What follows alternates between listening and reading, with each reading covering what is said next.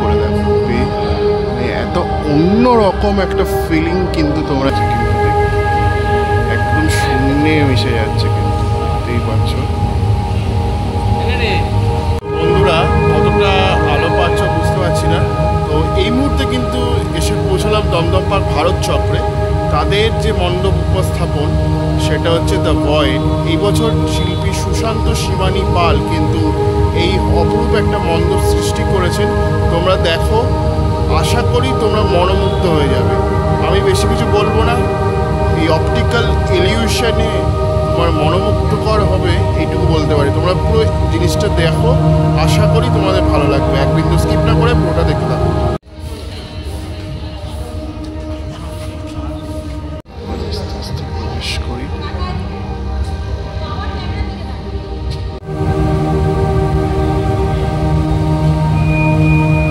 সুন্দর একটা বিমর্ত, এখানে একটা রিং মতো অংশ করা হয়েছে, যেটা দেখো লাইটে কিন্তু খুব সুন্দর করে চেঞ্জ হচ্ছে, সেটা তোমরা দেখতে পাচ্ছ। কিন্তু খুব সুন্দর লাগছে কিন্তু দেখতে,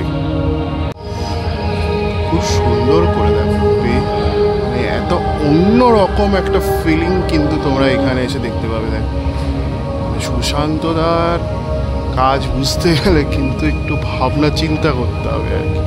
এবছরের ভাবনা হচ্ছে বিমর্ষ, ঠিক আছে? আস্তে আস্তে প্রবেশ করছি, খুবই সুন্দর, মানে একটা লাইটিং এফেক্ট কিন্তু এখানে প্রজেক্ট করা হয়েছে।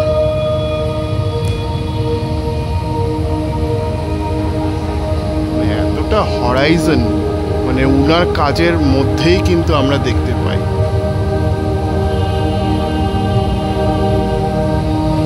এখানে কিন্তু তোমরা দেখতে পাচ্ছ ভারত চক্র ক্লাব, দমদম পার্ক ভারত চক্র ক্লাবের মণ্ডপ। শিল্পী রয়েছেন সুশান্ত শিবানী পাল। তিনি একটা এফেক্ট, মিস্টিক এফেক্ট দিতে চেয়েছেন, দেখতেই পাচ্ছ।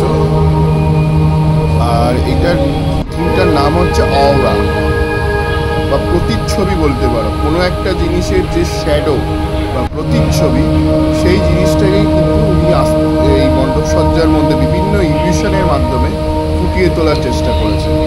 তো বেশ সুন্দর কিন্তু মণ্ডপ সজ্জাটা হয়েছে, তোমরা একবার দেখে নাও। সামনে মাতৃ প্রতিমাও রয়েছে, মাতৃ প্রতিমাটাও কিন্তু শূন্যে মানে মিলিয়ে যাচ্ছে, তুমি বলতে পারো।